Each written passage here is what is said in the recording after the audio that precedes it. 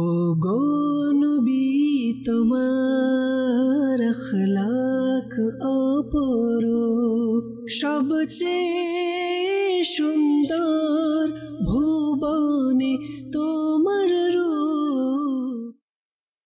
আলহামদুলিল্লাহি রাব্বিল আলামিন, আসসালাতু ওয়াসসালামু আলা সাইয়্যিদিল মুরসালিন, আম্মা বা'দ, ফাআউযু বিল্লাহি মিনাশ শাইতানির রাজীম, বিসমিল্লাহির রহমানির রহিম।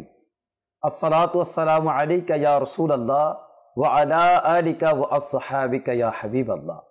আসসালাতু ওয়াসসালামু আলাইকা ইয়া নবিয়াল্লাহ ওয়া আলা আলিকা ওয়া আসহাবিকা ইয়া নূরাল্লাহ। মাদানী চ্যানেলের দর্শকবৃন্দ, যারা দূরে এবং কাছে দেশ প্রবাসে থেকে আমাদেরকে দেখছেন, সবাইকে জানাই এই অনুষ্ঠানের পক্ষ থেকে আন্তরিক শুভেচ্ছা ও মুবারকবাদ। আপনারা দেখছেন অনুষ্ঠান প্রিয় নবী সাল্লাল্লাহু তাআলা সাল্লামের পছন্দ। আসুন মূল অনুষ্ঠানে যাওয়ার পূর্বে দুরূদে পাকের ফজিলত সম্পর্কে শ্রবণ করে নেই। আকায়ে নামদার, মদিনার তাজেদার, রসুলদের সর্দার হুজুর সাল্লাল্লাহু তাআলা সাল্লাম ইরশাদ করেন, যে ব্যক্তি আমার উপর একবার দুরূদ শরীফ পাঠ করবে, আল্লাহ তাআলা তার উপর 10টি রহমত বর্ষণ করবেন। সুবহানাল্লাহ। আসুন মোহাব্বত সহকারে দুরূদ শরীফ পাঠ করে নিন। সল্লু আলাল হাবিব সাল্লাল্লাহু তাআলা আলা মুহাম্মদ সাল্লাল্লাহু আলাইহি ওয়াসাল্লাম। ইসলামী ভাইরা, অনুষ্ঠান প্রিয় নবী সাল্লাল্লাহু তাআলা সাল্লামের পছন্দ। আর আমার নবী সাল্লাল্লাহু তাআলা সাল্লামের অনেকগুলো পছন্দের মধ্যে আজকে একটি বিষয় নির্ধারণ করা হয়েছে, নফল রোজা, যেটি আমার নবী সাল্লাল্লাহু তাআলা সাল্লাম পছন্দ করতেন। আর আজকে এই নফল রোজা নিয়ে আলোচনা করার জন্য অতিথি হিসাবে উপস্থিত আছেন আমাদের সোহেল রেজা মাদানী ভাই। সোহেল ভাই, আপনি কেমন আছেন? আলহামদুলিল্লাহ, আপনি ভালো আছেন? আছি আলহামদুলিল্লাহ। সোহেল ভাই, আজকে আমরা আমার নবী সাল্লাল্লাহু তাআলা সাল্লামের পছন্দ নফল রোজা নিয়ে আলোচনা করব। মাদানী চ্যানেলের দর্শকবৃন্দ, ফরজ রোজার পাশাপাশি নফল রোজারও গুরুত্ব অনেক বেশি রয়েছে। এতে ইহকালীন এবং পরকালীন দুই ধরনেরই কল্যাণ রয়েছে। যেমন আমরা দেখতে পাই রোজার মাধ্যমে ইহকালীন কি কি ফয়দা রয়েছে, রোজার মাধ্যমে পরকালীন অনেক উপকার তো রয়েছে। যেমন জাহান্নাম থেকে মুক্তি, জান্নাত লাভ করা, ইমানের হিফাজত সহ আরও অনেক অনেক উপকার রয়েছে। তাছাড়াও ইহকালীন যে উপকার রয়েছে তার মধ্যে হচ্ছে দিনের বেলা পানাহারের যে সময় এবং অর্থ প্রয়োজন হয় তা অনেকটা কম প্রয়োজন হয়। এবং আমরা দেখি যে রোজা রাখার মাধ্যমে পেটের অনেকগুলো সমস্যার সমাধান হয়ে থাকে, অনেক রোগ থেকেও মুক্তি পাওয়া যায়। যেমন আমরা যখন বেশি বেশি খাবার গ্রহণ করি, দেখা যায় অতিরিক্ত খাবার গ্রহণ করার ফলে রক্তের মধ্যে ব্লাড সুগার দেখা দেয়, কোলেস্টেরল বেড়ে যায়। তো এ থেকে আমরা মুক্তি পেতে পারি নফল রোজার মাধ্যমে। তো আজকে ইনশাআল্লাহ নফল রোজার ফজিলত এবং আমার নবী সাল্লাল্লাহু তাআলা সাল্লাম কেন নফল রোজা রাখতে পছন্দ করতেন এবং নবী করিম সাল্লাল্লাহু তাআলা সাল্লাম নফল রোজার ব্যাপারে যে উৎসাহ প্রদান করেছেন তা নিয়ে আমরা শুনবো আমাদের সোহেল ভাইয়ের কাছ থেকে। জি সোহেল ভাই, নফল রোজা সম্পর্কে আমরা শুনবো ইনশাআল্লাহ। জি রিফাত ভাই, মাদানী চ্যানেলের দর্শক শ্রোতা, নফল রোজা শরীরের জন্য যেভাবে উপকারী, জি আখিরাতেও অনেক উপকারী একটি বিষয়। পবিত্র কোরআন কারীমের মধ্যে আল্লাহ সুবহানাহু ওয়া তাআলা ইরশাদ করেন, ওয়াস-সাইমিনা ওয়াস-সাইমাত ওয়াল হাফিযিনা ফুরুজাহুম ওয়াল হাফিযাত ওয়ায-যাকিরিনা আল্লাহা কাসীরান ওয়ায-যাকিরাতি আ'আদ্দাল্লাহু লাহুম মাগফিরাতাও ওয়া আজরান আযীমা। তরজমায়ে কানজুল ঈমান। আর রোজা পালনকারী পুরুষ ও রোজা পালনকারী নারীগণ, স্বীয় লজ্জা স্থানের হেফাজতকারী পুরুষ ও লজ্জা স্থানের পবিত্রতা হেফাজতকারী নারীগণ এবং আল্লাহকে অধিক স্মরণকারী পুরুষ ও স্মরণকারী নারীগণ, এই সবার জন্য আল্লাহ ক্ষমা ও মহা প্রতিদান তৈরি করে রেখেছেন। সুবহানাল্লাহ। সর্বপ্রথম আয়াতের শুরুতে আমরা পড়েছি ওয়াস-সাইমিনা ওয়াস-সাইমাত, রোজাদার পুরুষ, রোজাদার নারী, তাদের জন্য কিসের পুরস্কার রয়েছে? আল্লাহ তাআলা তাদের সকলের জন্য ক্ষমা এবং মহা প্রতিদান তৈরি করে রেখেছেন। সুবহানাল্লাহি ওয়া বিহামদিহি।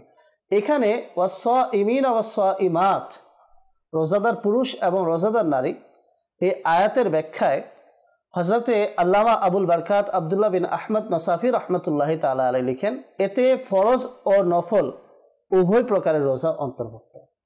এমন নয় যে এই আয়াত শুধুমাত্র ফরজ রোজা যারা রাখে তাদের জন্য, না, ফরজ ও নফল উভয় রোজাকে এই আয়াত অন্তর্ভুক্ত করে। অনুরূপভাবে আল্লাহ সুবহানাহু ওয়া তাআলা আরো ইরশাদ করেন, বিসমিল্লাহির রহমানির রহিম, কুলু ওয়াশরাবু হানিআম বিমা আসলাফতুম ফিল আইয়ামিল খালিয়া। আহার করো, পান করো তৃপ্তি সহকারে, পুরস্কার সেটারই যা তোমরা বিগত দিনগুলোতে প্রেরণ করেছ। এই আয়াতের ব্যাখ্যায়, এই আয়াতের মধ্যে একটি শব্দ রয়েছে ফিল আইয়ামিল খালিয়া। এই আয়াতের ব্যাখ্যায় হযরত সাইয়্যিদুনা ইমাম মুজাহিদ রাহমাতুল্লাহি তাআলা আলাইহি বলেন, বিগত দিনগুলোতে দ্বারা উদ্দেশ্য রোজার দিন। এখন উদ্দেশ্য হলো তোমরা খাও এবং পান করো, এর পরিবর্তে যে তোমরা রোজার দিনগুলোতে আল্লাহ পাকের সন্তুষ্টিতে নিজেকে পানাহার থেকে বিরত রেখেছো। এখান থেকে বুঝতে পারলাম, সুতরাং জান্নাতে পানাহার করা দুনিয়ায় পানাহার থেকে বিরত থাকার বদলে হয়ে যাবে।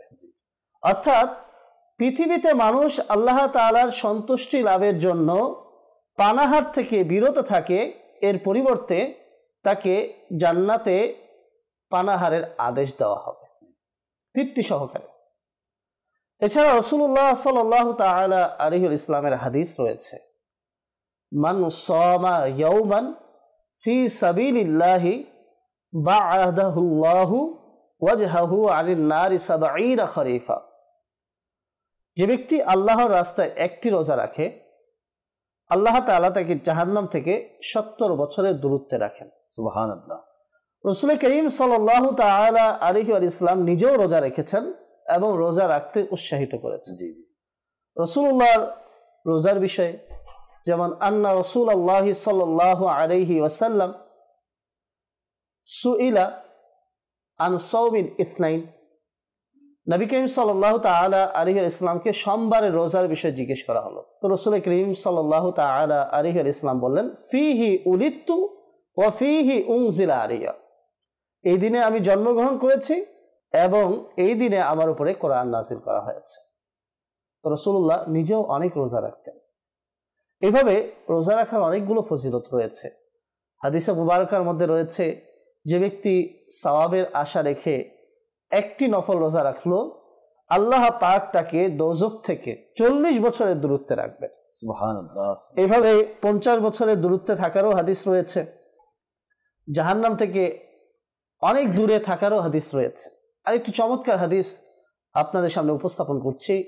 হযরত সাইয়্যিদুনা আবু উমামা রাদিয়াল্লাহু তাআলা আনহু বলেন, আমি আরজ করলাম, ইয়া রাসূলুল্লাহ সাল্লাল্লাহু তাআলা আলাইহি ওয়া আলিহি সাল্লাম, আমাকে এমন কোন আমল সম্পর্কে বলেন যার কারণে আমি জান্নাতে প্রবেশ করতে পারবো। ইরশাদ করলেন, রোজাকে নিজের উপরে আবশ্যক করে নাও, কেননা এর সমতুল্য কোনো আমল নেই।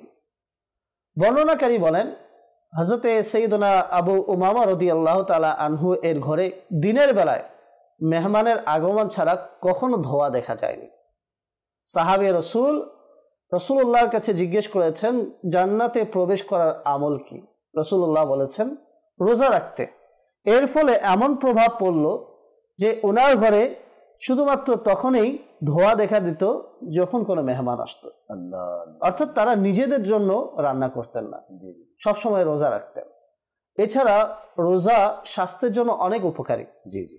রাসূল করিম সাল্লাল্লাহু তাআলা আলাইহি ইসলাম বলেন, সুমু তাসিহু, অর্থাৎ রোজা রাখো, স্বাস্থ্যবান হয়ে যাবে।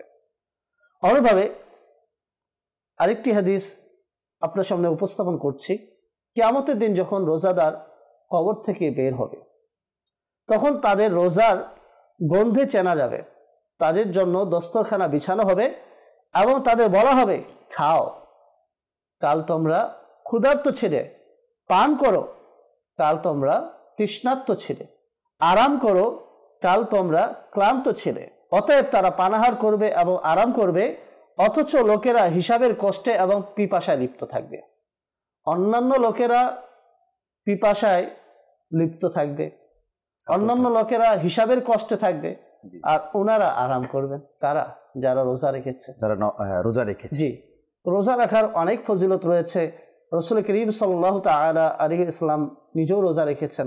আরেকটি মজার বিষয় হলো, নফল রোজার ক্ষেত্রে, এটি ফরজ রোজার ক্ষেত্রে নয়, নবী করিম রউফুর রহিম সাল্লাল্লাহু তাআলা আলাইহি ওয়া আলিহি সাল্লাম হযরতে বিলাল রাদিয়াল্লাহু তাআলা আনহুকে ইরশাদ করলেন, হে বেলাল, এসো নাস্তা করি। তখন হযরতে বেলাল রাদিয়াল্লাহু তাআলা আনহু আরজ করলেন, আমি রোজাদার। তখন রাসূল করিম সাল্লাল্লাহু তাআলা আলাইহি ওয়াসাল্লাম বললেন যে আমরা নিজেদের রিজিক খাচ্ছি আর বেলালের রিজিক জান্নাতে বৃদ্ধি পাচ্ছে। সুবহানাল্লাহ, সুবহানাল্লাহ। অতঃপর আবারও ইরশাদ করলেন, হে বিলাল, তুমি কি জানো যতক্ষণ পর্যন্ত রোজাদারের সামনে কিছু খাওয়া হয় ততক্ষণ তার হাড়সমূহ তাসবিহ পাঠ করে এবং ফেরেশতারা তাকে দোয়া দিতে থাকে। তবে লক্ষ্য রাখার বিষয় হলো ফরজ রোজাদার ব্যক্তির সামনে খাওয়াটা উচিত নয়, সেটা থেকে বিরত থাকতে হবে। এখানে যে ফজিলত আমরা শুনেছি সেটা নফল রোজাদার ব্যক্তির সামনের কথা। রাসূলুল্লাহ সাল্লাল্লাহু তাআলা আলাইহি ইসলামের হাদিস সম্পর্কে আমরা শুনি। রাসূলুল্লাহ সাল্লাল্লাহু তাআলা আলাইহি ইসলামের রোজা সম্পর্কে আমরা শুনি। উম্মুল মুমিনিন হযরতে সাইয়্যিদাতুনা আয়েশা সিদ্দিকা রাদিয়াল্লাহু তাআলা আনহা থেকে বর্ণিত, আল্লাহর প্রিয় হাবিব রাসূল করিম সাল্লাল্লাহু তাআলা আলাইহি ইসলাম চারটি বিষয় কখনো বাদ দিতেন না। আশুরা রোজা, জিলহজ মাসে 10 দিনের রোজা, প্রতি মাসে 3 দিনের রোজা ও ফজরের নামাজের পূর্বে 2 রাকাত নামাজ অর্থাৎ সুন্নত নামাজ। হাদিসে পাকের এই অংশে আশুরা রোজা ও জিলহজ মাসে 10 দিনের রোজা দ্বারা উদ্দেশ্য জিলহজ মাসের প্রথম 9 দিনের রোজা, অন্যথায় জিলহজ মাসে 10 তারিখে রোজা রাখা হারাম। অনুরূপভাবে হযরতে সাইয়্যিদুনা ইবনে আব্বাস রাদিয়াল্লাহু তাআলা আনহুমা থেকে বর্ণিত, নবী করিম রাউফুর রহিম সাল্লাল্লাহু তাআলা আলাইহি ওয়াসাল্লাম আইয়ামে বীজে রোজা না রেখে থাকতেন না, সফর অবস্থায় হোক বা সফর ছাড়া হোক। রাসূলুল্লাহ সাল্লাল্লাহু তাআলা আলাইহি ইসলাম আইয়ামে বীজে রোজা রাখতেন। আরেকটি হাদিস রয়েছে, উম্মুল মুমিনিন হযরতে সাইয়্যিদাতুনা আয়েশা সিদ্দিকা রাদিয়াল্লাহু তাআলা আনহা বর্ণনা করেন, নবী করিম রাউফুর রহিম সাল্লাল্লাহু তাআলা আলাইহি ইসলাম এক মাসে শনি, রবি এবং সোমবার আর অপর মাসে মঙ্গল, বুধ এবং বৃহস্পতিবার রোজা রাখতেন। সুবহানাল্লাহ। এক মাসে যদি শনি, রবি, সোম, অপর মাস হলে মঙ্গল, বুধ, বৃহস্পতিবার রোজা রাখতেন। আইয়ামে বীজের রোজা সম্পর্কে প্রিয় নবী সাল্লাল্লাহু তাআলা আলাইহি ইসলামের কয়েকটি বাণী আমরা শ্রবণ করি। যেভাবে তোমাদের নিকট যুদ্ধের আক্রমণ থেকে বাঁচার জন্য ঢাল থাকে, তেমনিভাবে রোজা হচ্ছে জাহান্নাম থেকে বাঁচতে তোমাদের জন্য ঢাল, এবং প্রতি মাসে 3 দিন রোজা রাখা হচ্ছে সর্বোত্তম রোজা। এভাবে আরেকটি হাদিস আমরা লক্ষ্য করি বুখারী শরীফে, প্রতি মাসে 3 দিনের রোজা এমন যেন সর্বদা রোজা রাখা, অর্থাৎ প্রতি মাসে যদি কোনো ব্যক্তি 3 দিন করে রোজা রাখে তবে সে যেন সারা বছরই রোজা রাখলো। আল্লাহু আকবার। রমজানের রোজা এবং প্রতি মাসে 3 দিনের রোজা অন্তরের কপটতা দূর করে দেয়। তো আমাদের যাদের দ্বারা সম্ভব এই রোজাগুলো রাখা উচিত। কেন? প্রতিটি রোজা 10টি করে গুনাহ মুছে ফেলে আর গুনাহ থেকে এমনভাবে পবিত্র করে দেয় যেভাবে পানি কাপড়কে পবিত্র করে। সুবহানাল্লাহ, সুবহানাল্লাহ। প্রিয় মাদানী চ্যানেলের দর্শকবৃন্দ, আমরা সুহেল ভাইয়ের মাধ্যমে এবং অসংখ্য হাদিসের মাধ্যমে এটাই জানতে পারলাম যে আমাদের প্রিয় নবী রাসূল আরবি হুজুর সাল্লাল্লাহু তাআলা আলাইহি সাল্লাম অনেক বেশি নফল রোজা রাখতেন এবং নফল রোজার ব্যাপারে উম্মতকে অনেক বেশি উৎসাহ প্রদান করেছেন।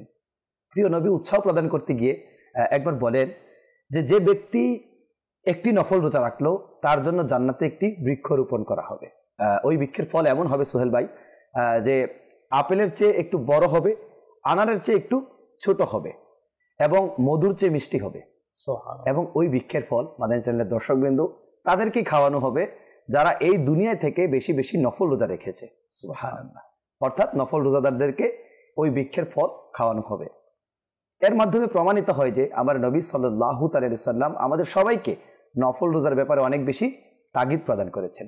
আমরা নিয়ত করি ইনশাআল্লাহ যখনই সম্ভব হবে নফল রোজা রাখবো ইনশাআল্লাহ। রাসূল করিম সাল্লাল্লাহু তাআলা আলাইহি ওয়াসাল্লাম বিশেষ করে সোমবার এবং বৃহস্পতিবার রোজা রাখতেন।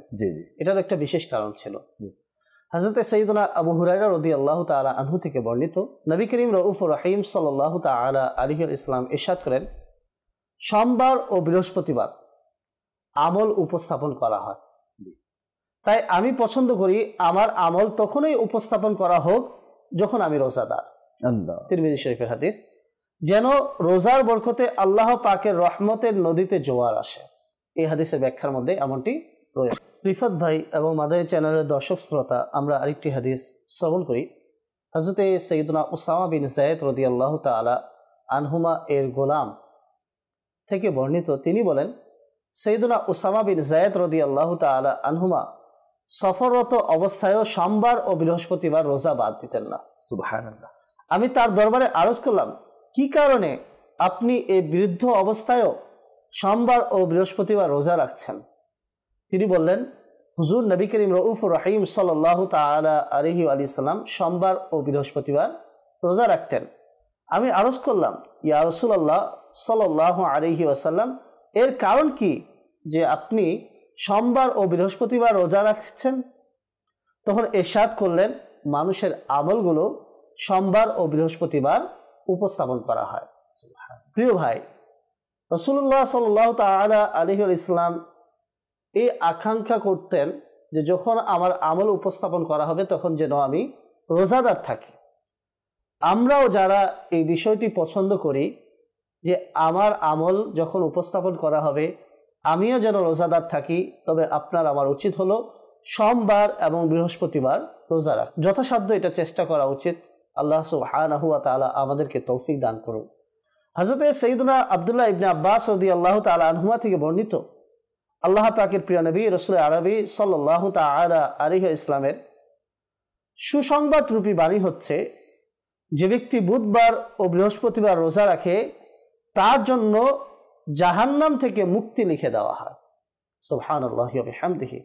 অনুরূপভাবে আরেকটি দীর্ঘ হাদিস রয়েছে, হযরতে সাইয়্যিদুনা মুসলিম বিন উবাইদুল্লাহ কারাশি রাদিয়াল্লাহু তাআলা আনহু তার সম্মানিত পিতা রাদিয়াল্লাহু তাআলা আনহু থেকে বর্ণনা করেন, তিনি প্রিয় নবী সাল্লাল্লাহু তাআলা আলাইহি ইসলামের মহান দরবারে হয়তো নিজে আরজ করেছেন, নতুবা অন্য কাউকে আরজ করতে শুনেছেন, ইয়া রাসূলুল্লাহ সাল্লাল্লাহু তাআলা আলাইহি ওয়াসাল্লাম, আমি সবসময় রোজা রাখবো? নবী করিম রউফুর রহিম সাল্লাল্লাহু তাআলা আলাইহি ওয়াসাল্লাম চুপ রইলেন। পুনরায় আরজ করলেন, এবারও চুপ রইলেন। তৃতীয়বার আরজ করলে ইরশাদ করলেন, রোজা সম্পর্কে কে প্রশ্ন করেছে? আরজ করলেন, আমি ইয়া রাসূলুল্লাহ সাল্লাল্লাহু তাআলা আলাইহি ওয়া আলিহি ওয়াসাল্লাম। তখন উত্তরে ইরশাদ করলেন, নিশ্চয়ই তোমার প্রতি তোমার পরিবারের অধিকার রয়েছে। তুমি রমজান ও এর পরবর্তী মাসে তথা শাওয়াল এবং প্রত্যেক বুধবার ও বৃহস্পতিবার রোজা রাখো। যদি তুমি এরূপ করো তবে যেন তুমি সর্বদা রোজা রাখলে। তো কারো যদি ইচ্ছা থাকে সারা বছর রোজা রাখার, তবে রাসূলুল্লাহ সাল্লাল্লাহু তাআলা আলাইহি ইসলাম এর একটি অন্যতম উপায় বলে দিয়েছেন যে তার জন্য উচিত হলো রমজানের রোজা রাখা, রমজানের পরে শাওয়াল মাসে রোজা রাখা, এরপরে প্রতি বুধবার এবং বৃহস্পতিবার রোজা রাখা। কেননা পুরুষ মানুষ যদি রোজা রাখে হয়তো সবার পক্ষে এটা সম্ভব না। পরিবারে যেহেতু বিভিন্ন দায়িত্ব রয়েছে, সন্তানের দায়িত্ব রয়েছে, পরিবারের ইত্যাদির দায়িত্ব রয়েছে, অনেক সময় অনেক পরিশ্রমের কাজও করতে হয়, তাই পরিবারের প্রতিও কিছু খেয়াল রাখার জন্য উৎসাহ দেওয়া হয়েছে। হ্যাঁ, কারো দ্বারা যদি সবগুলোই সম্ভব হয়, পরিবারের দায়িত্ব পালন করার পরেও যদি তার রোজা রাখা সম্ভব হয়, তাহলে সে যত বেশি পারে নফল রোজা রাখবে। জি সোহেল ভাই, মাশাআল্লাহ আপনি চমৎকার আলোচনা করছেন নফল রোজা নিয়ে। সোহেল ভাই, দেখা যায় নফল রোজা যখন আমি রাখবো তখন আমি দিন নির্ধারণ করি যে আমি সোমবার রোজা রাখবো। অনেকে দেখা যায় অনেক বেশি রোজা রাখে, তো আমরা শুনে থাকি যে শুক্রবার রোজা রাখা এটা মাকরুহ। তো এই ব্যাপারে যদি হাদিসের আলোকে, হাদিসে পাকের আলোকে যদি একটু আলোচনা করতেন যে শুক্রবার রোজা রাখা কেমন। জি, রাসূল করিম সাল্লাল্লাহু তাআলা আলাইহি ইসলামের একটি বাণী রয়েছে, এই হাদিসটি মুআজামুল আওসাতের মধ্যে রয়েছে, যে ব্যক্তি বুধ, বৃহস্পতি ও শুক্রবার রোজা রাখলো, আল্লাহ পাক তার জন্য জান্নাতে একটি ঘর তৈরি করবেন, সুবহানাল্লাহ, যার বাইরের অংশ ভিতর থেকে আর ভিতরের অংশ বাইরে থেকে দেখা যাবে, এত স্বচ্ছ হবে। তো সুতরাং মিলিয়ে যদি রাখা হয় বৃহস্পতি শুক্র, শুক্র শনি, এতে কোনো প্রকার সমস্যা নেই, এইভাবে রোজা রাখা যেতে পারে।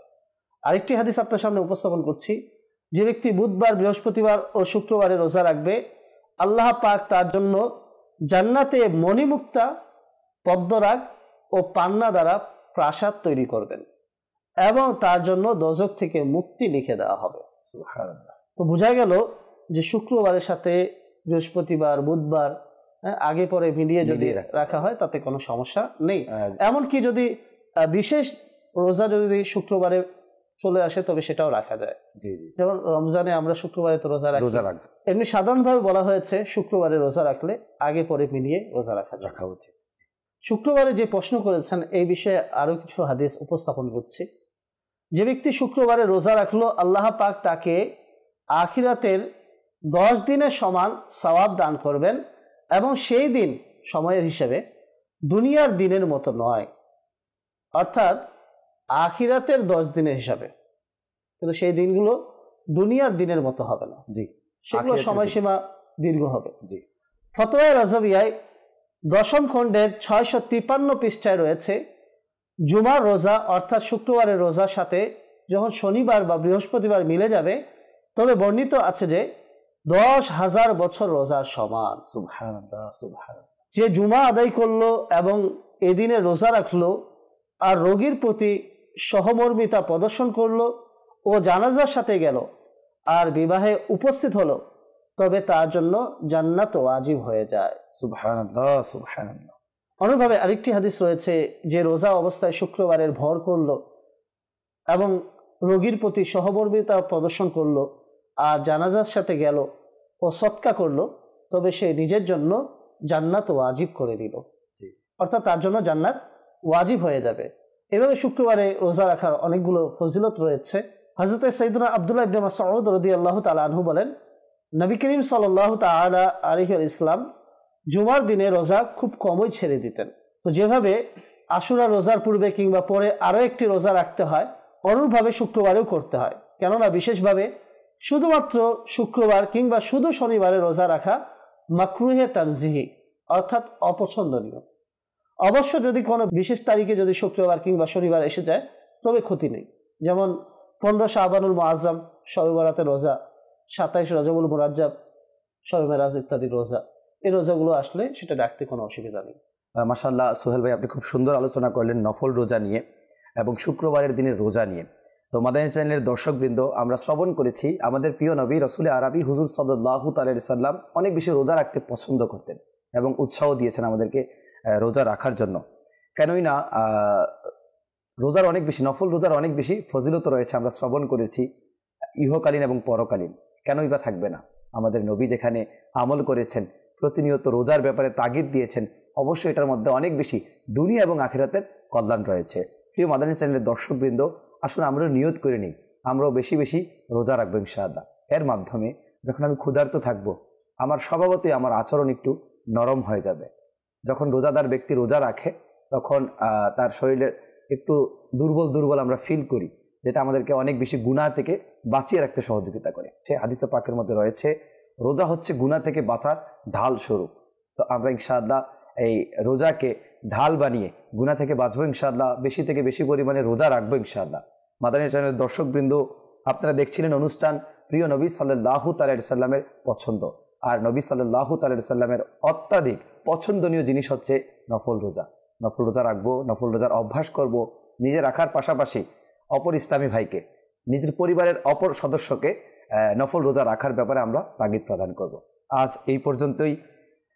প্রিয় নবী সাল্লাল্লাহু তাআলা আলাইহি সাল্লামের পছন্দ, অন্য কোনো পছন্দ নিয়ে অন্য কোনো পর্বে দেখা হবে। ততক্ষণ পর্যন্ত ভালো থাকুন, সুস্থ থাকুন, মাদানী চ্যানেলের সাথেই থাকুন। সল্লু আলাল হাবিব সাল্লাল্লাহু তাআলা আলা মুহাম্মদ সাল্লাল্লাহু আলাইহি ওয়াসাল্লাম। ও গো নবী, তোমার আখলাক অপরূপ, সবচেয়ে সুন্দর